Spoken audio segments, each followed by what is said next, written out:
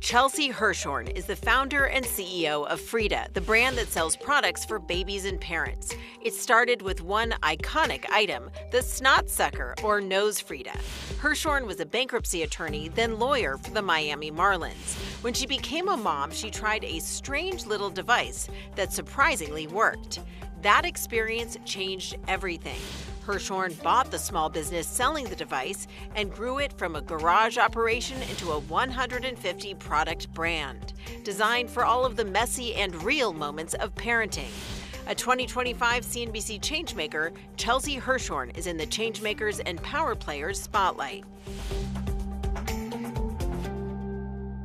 Chelsea, thank you so much for joining us on Changemakers and Power Players. I think I last saw you at our Changemakers Summit in LA in April. You were on stage, it was incredible, and the dinner afterwards was so much fun, so many spectacular women. But I've been familiar with your product for a lot longer. Your iconic product that started Frida is a product called the Nose Frida. Yes. Which I first used. It is commonly known as a snot sucker. Oh, yes. On my now 14-year-old son. The grossest thing you'll ever love. It's the grossest thing you'll ever love. I became obsessed with it. I now gift snot suckers to all my friends when they have babies. So why don't you explain what this snot sucker has spawned and how you got into the snot sucker business? Well, first of all, thank you for having me. So touched to be recognized in that way as a change maker. Never really thought of myself as a change maker, oddly enough, but really proud of the recognition. And yes, I have a very circuitous route to the baby world. Started with a snot sucker. Now fast forward almost 11 years. Over 150 products along the lines of infant health and wellness and feminine care, and really sort of built the brands in not such a dissimilar way than you received your first snot sucker and then sort of have continued to gift it. We like to think of the brand as the best friend that no one has, really. So you were a bankruptcy attorney. You moved to Florida for your husband's job. How did you go from being a high-powered bankruptcy attorney to an entrepreneur in this space? Well, yes. Not necessarily with as much conviction, I would say, as I had when I graduated law school and entered the workforce. My husband had an amazing opportunity to come down to Miami and restructure the Burger King brand. And eventually, after 8 years there, took over as CMO of their North America business.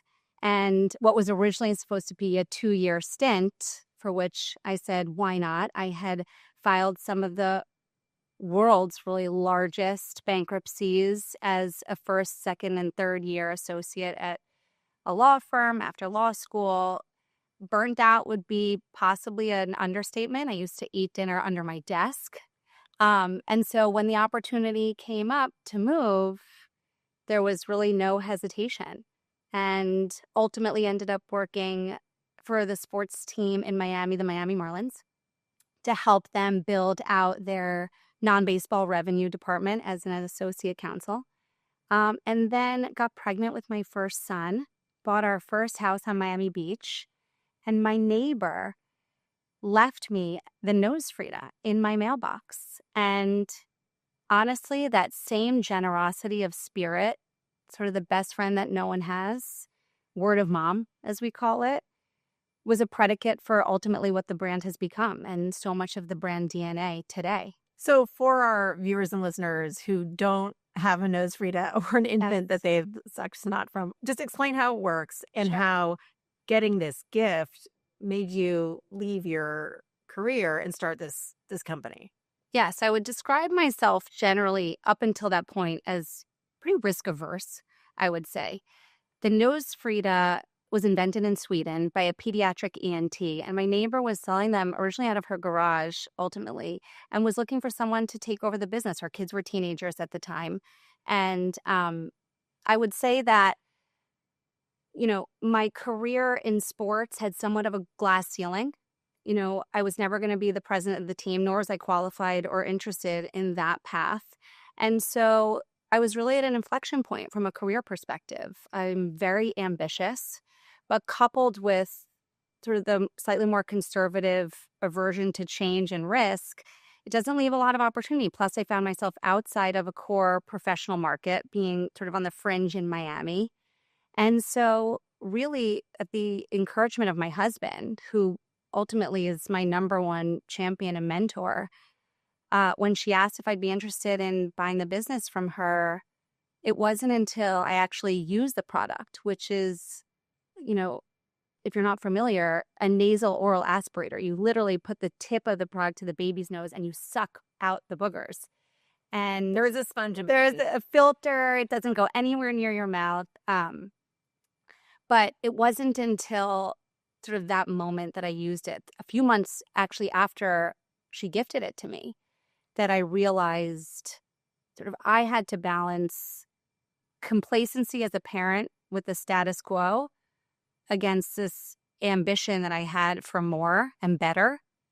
And sort of on a paper napkin in her living room, bought the business, and the rest is history. So I'm curious about this idea of being risk averse, because you're very ambitious. You were also risk averse. How did you sort of convince yourself that it was the right thing to do to take on that risk? Like, how can one train oneself to become more of a risk taker?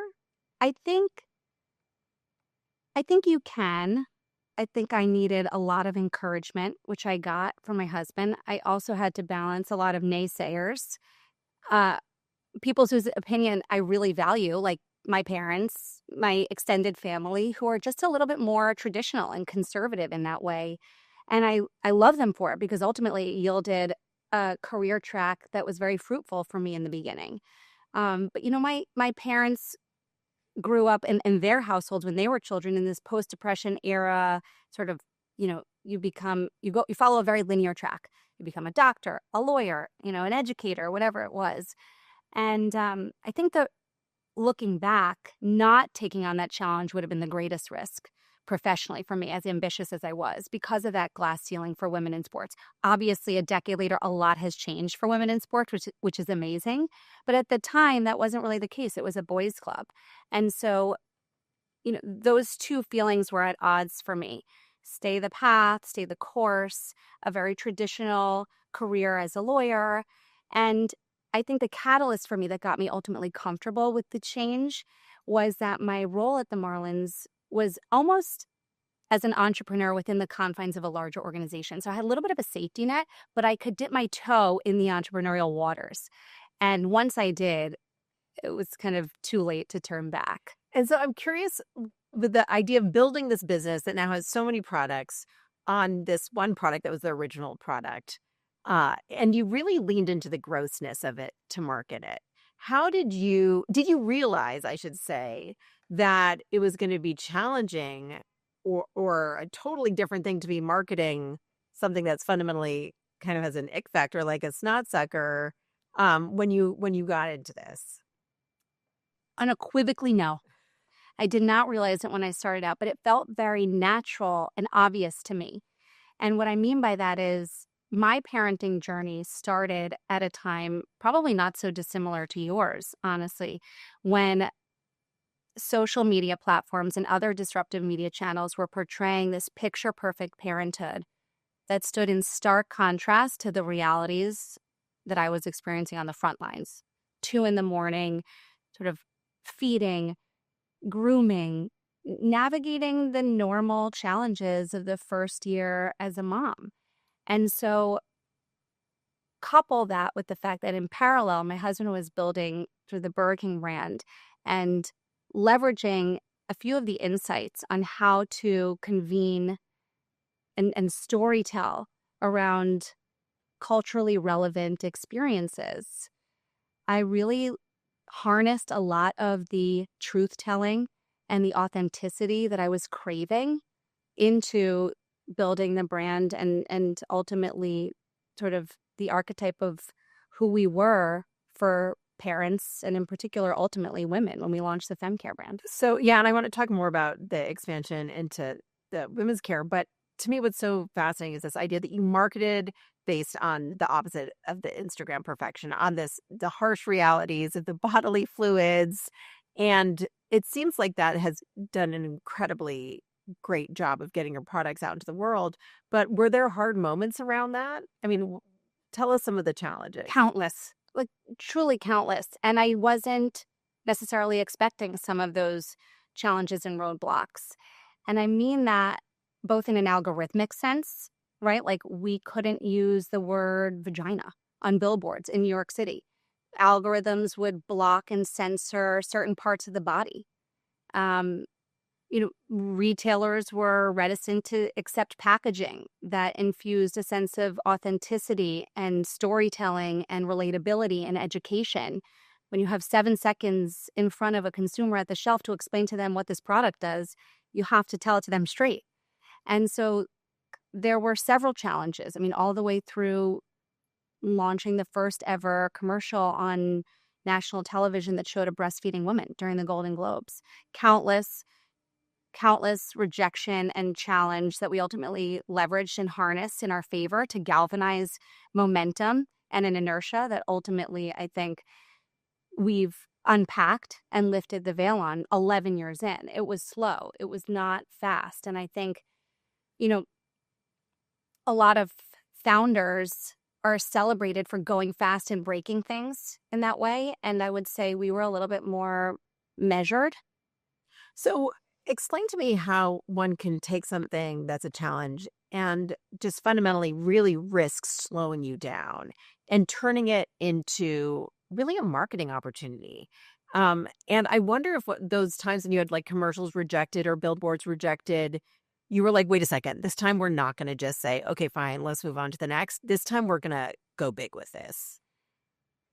I would say we didn't necessarily do it right off the bat. The rejection mounted at a fairly measured pace. And it was only after the amalgamation of a series of rejections that we finally felt the courage and the conviction to move through it. And it was almost the absurdity of what was starting to be almost, outright analogized to other forms of advertising or forms of content that were justifiably and understandably censored or restricted, that I think the team and I felt the conviction, but more importantly, the responsibility to unearth the fact that this was happening. And it really, I think, started with the rejection from the Oscars commercial when we tried to air a 30-second spot during what is otherwise a women's Super Bowl, right? So we thought a lot of female eyeballs. We had just launched the postpartum feminine care line. What better way to drive awareness? And they analogized the products and the advertising, the content ultimately, to otherwise restricted categories of advertising during that broadcast, like sexuality, politics, violence, in writing. And they had no qualms with sort of making those comparisons. And almost out of last resort, we told the story on YouTube. And we just added an introductory sort of image that what you're about to see is not lewd, is not indecent. It's just the story of a woman coming home, trying to do something as mundane as go to the bathroom after she's given birth. And there was no nudity. It wasn't shock for shock value. It was really in an effort to educate and prepare women. And I think overnight, it was like 8 million views. That's crazy. So you've expanded so broadly, and you started first with not just the Nose Frida, but then into more baby products, and now women's care products, and then fertility products. What has been your strategy for this expansion?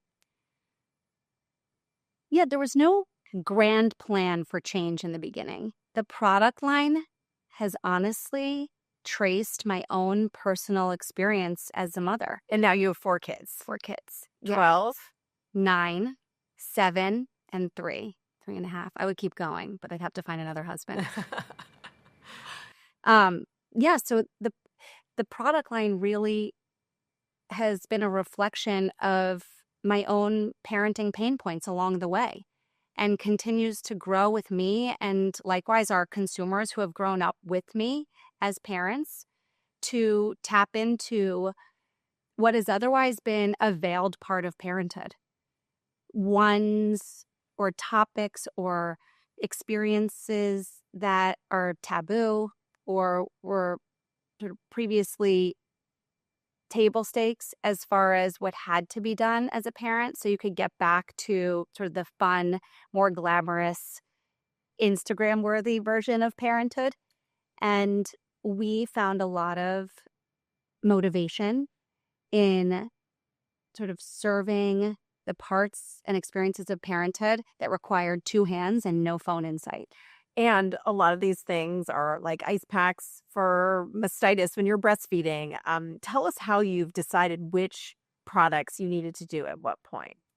So we started, of course, with infant health and wellness, really lifting the veil on the realities of caring for a newborn that no one prepares you for, right? Chapter 13 of What to Expect talks about packing your bag for the hospital, right?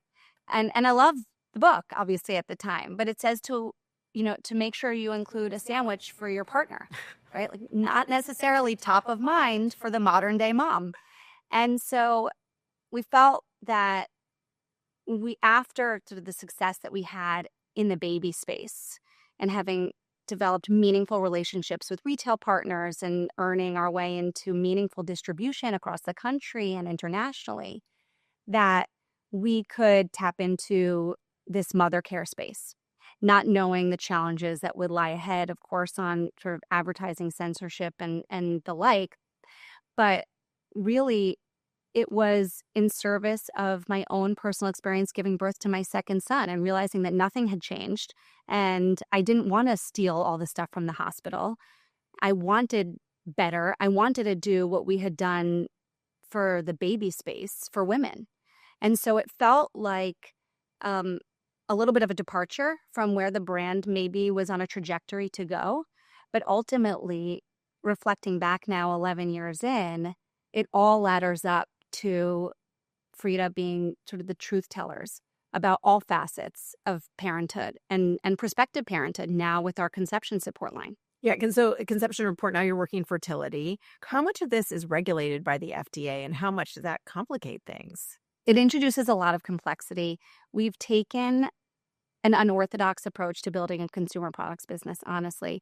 About 60% of our product line is regulated by the FDA. We've built a lot of capabilities around that component of the business. But I think our obsession with the consumer has led us to create a business that doesn't necessarily follow the traditional path that other consumer products businesses follow as far as types of products, category expertise, or depth in a singular supply chain.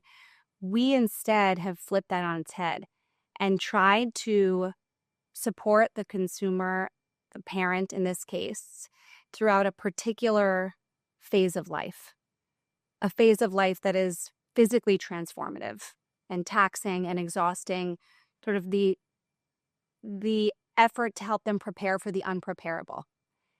And when you depart from the norm in that case, as far as, we're not a personal care only company. We're not a medical device company only. We're not a vitamin supplement company only.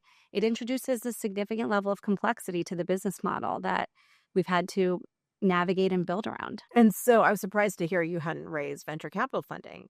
So you bootstrapped from the beginning. Bootstrapped. And why did you decide not to raise VC?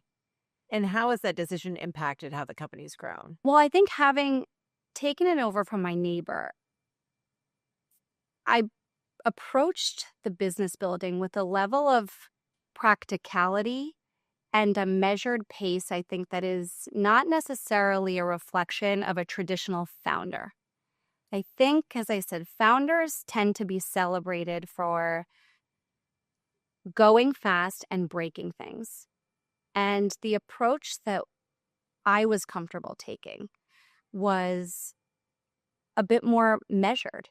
And I think that you can be rewarded from a business strategy perspective for actually building upon things as opposed to going quickly and breaking things. And at times, to be honest, when I was building the business starting in 2014, that bucked the prevailing trend at the time. A lot of peers and friends were on every cover of every magazine with unicorn valuations. And I felt, at times insecure or questioned that strategy. But I think ultimately it was a winning strategy for us because I wasn't comfortable introducing investor risk, introducing employee risk, building a team around that level of risk until I had a little bit more of a substantiation of what we were doing. And so do you feel like the types of products you've introduced or the decisions you made to expand have happened either at a slower pace or you've gone in different directions because you didn't have those investor relationships to worry about? I did take, partners at various stages of the business and always felt like a really great steward of those investments and partners. But what I love and really advise other founders now to try and find is that patient capital, that patient partnership. Go ahead. Yeah, would you advise startup founders not to take capital? Do you think too many people want to take capital? Yeah, I think that there's a time and a place to know when to bootstrap or to know when to invest in growth. Listen, if your working capital dynamic is such that you need inventory to service a really big account or a big opportunity for the business, it's a little different story, but I'd consider maybe a small business loan or other tools and tactics of business building that I think put a little less pressure on founders to focus on growth at all costs. That was just never our objective. And if we grew at a slower clip because of it, I was much more comfortable with that strategy. And I got to de-risk along the way. And I think ultimately, it was the right decision for us.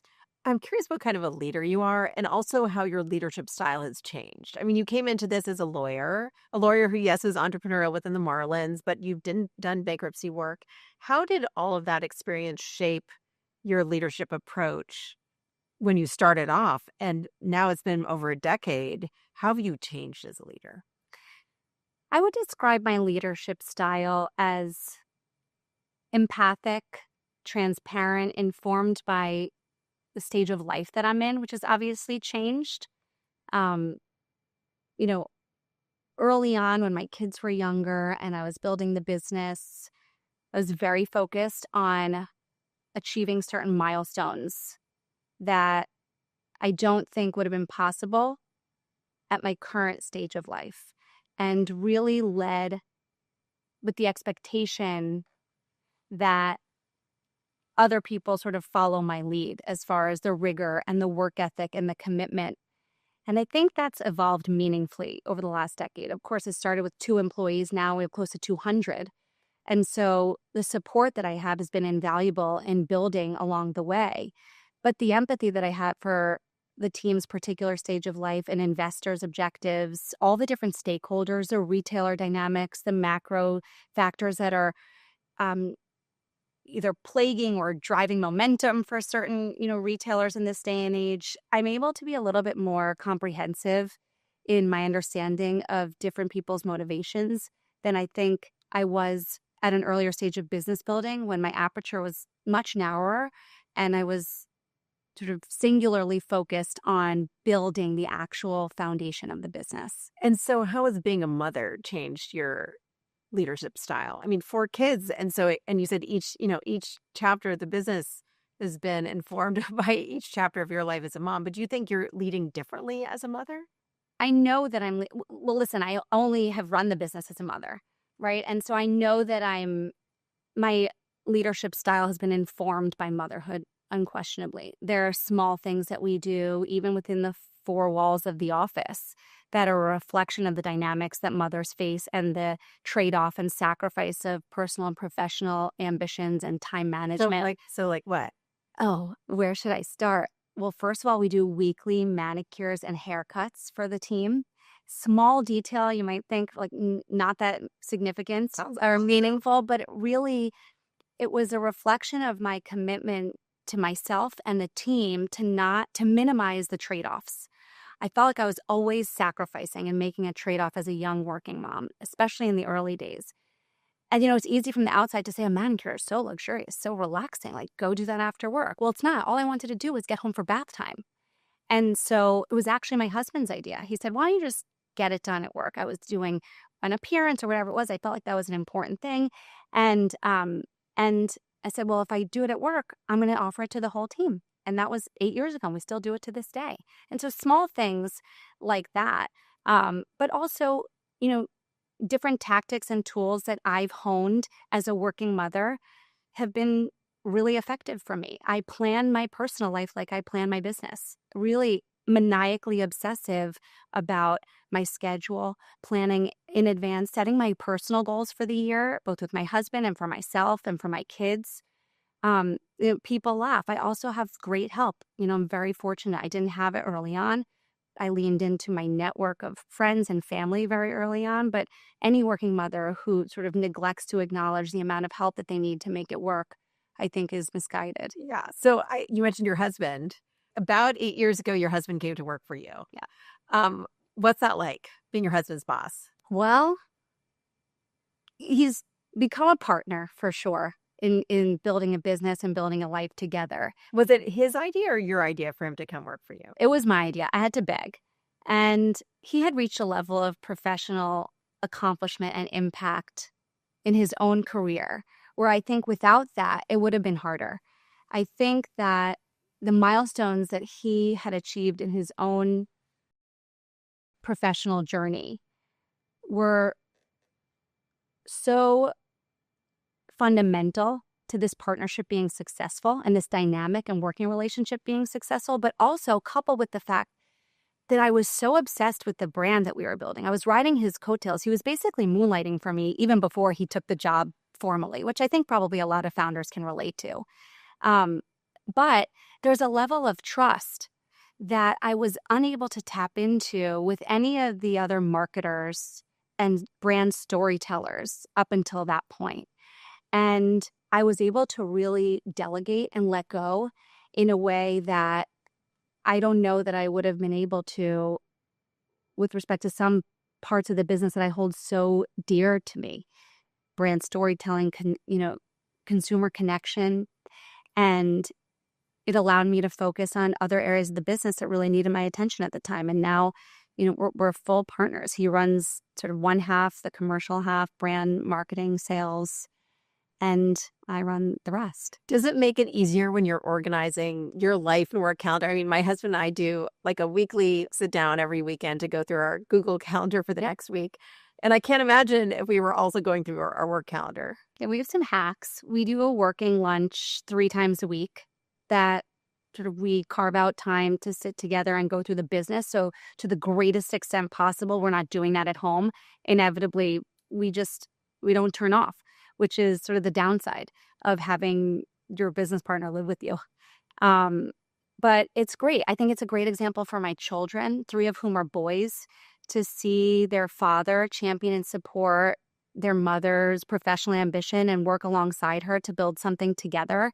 I don't take that responsibility lightly, raising 3 young men and sort of ushering them into the world that is, definitely a long ways away from being egalitarian as far as men and women are concerned. You mentioned that when you were a lawyer, you felt burnout. Do you feel burnout now? Do you get burned out, or how do you avoid it? I really don't feel universally burnt out. I think that there are seasons for me, but I avoid it kind of like I said, by being meticulous about planning my personal ambitions alongside my professional and making sure that I slot in. My biggest hack, honestly, is Jesse Itzler's big ass calendar, right? Like I stare at that thing every single day. I mean, this is sort of, and that's a giant paper calendar. Giant for the whole year. Yeah. And my husband and I, every November, around the time of our anniversary, which is next week. Congratulations. Thank you. We take we take a full day out of the week to go through our goals for the year. And it's business goals and it's personal goals. So what's an example of a personal goal? Investing more time to figure out our children's passions, right? So that was last year's. Spending more one-on-one time with them, which is really hard when you're a family of 6. Really dimensionalizing myself as a business leader beyond just sort of the work that I do for Frida day in and day out, but really sort of extrapolating myself outside of the 4 walls of the office as an advocate and ambassador for the brand. So those are just a short list. It seems like a good strategy. Actually, Laura Modi, CEO of Bobby, at the end of every day, she sort of scores her day, both personally and professionally. Oh my God, I don't know if I could do it every day. Do you have mentors? Who do you call when you're in a tough situation trying to figure out what to do, other than your husband? I was just about to say, Eric, it depends on the inflection point. I've had great partners along the way and friends. I've learned to trust my intuition in a way that I never did before. And so my conviction and my intuition has become a compass for me. I think it's a flaw and a blessing at times. Why is it a flaw? Because I don't think that as a business leader and as a mother, you can do anything alone. I think that it behooves one to find someone or a variety of different people to be able to phone a friend in certain circumstances. Eric has definitely been that person for me, only because of his proximity to every facet of my life. There's almost like it's sort of like a faster ramp up in the explanation of the context behind the decision point that we're at. But I turn to my own intuition a lot and have gotten very comfortable relying on that for a lot of decisions. A number of female change makers who I've interviewed have talked about learning to trust their intuition. What would your advice be to someone who wants to get better at listening to their intuition? Oh, I think balancing your intuition with validation points along the way and taking stock of when your intuition has generated or allowed you to post a win is really important to substantiate continuing to rely on it. I never took stock, I still don't to this day actually, enough of all of the accomplishments and mile markers that we've hit because of the conviction that I had, right? Like even starting the business and leaving a much more structured career path. I never really take a moment to reflect on that decision that was coupled with intuition and advice, right, that I got. And I think if I would do that more consistently to really understand where the wins have come from and balancing sort of consensus and looking for consensus from other people with your own conviction, I think that that's sort of the best advice that I could give. Yeah. And then in terms of data, though, when you're launching a new product, like I heard you invented a toothbrush for toddlers. Yeah. And I mean, it makes a lot of sense. You should be able to brush your toddler's teeth the way you brush it with like a dog's toothbrush, a pet toothbrush. But like, were you data driven when you were coming up with these things? Not at all. Actually, to a fault, really. On the product side, data is a substantiation of our conviction and our intuition. We never lead with data. I mean, the only data that I feel comfortable leading with is that women's healthcare is going to be a $60 billion industry and less than 4% of R&D funding goes to those topics. So have a high level of conviction in where we're going. But, you know, the best example is creating the mother care category, really. There was no retailer data I could buy that could substantiate an investment of that magnitude. The category didn't exist, right? It was either steal your products from the hospital or navigate a very broken shopping experience to try and prepare for postpartum recovery. If I had led with trying to find the data, we would have never innovated. That's incredible. This idea you have to sort of create the product to get the data. Yeah. We're almost out of time, but I'm going to end on a question, not on the massive scale of this category, but what you think your superpower is. You've talked about how meticulous you are with planning, how you've evolved to become more of a risk taker.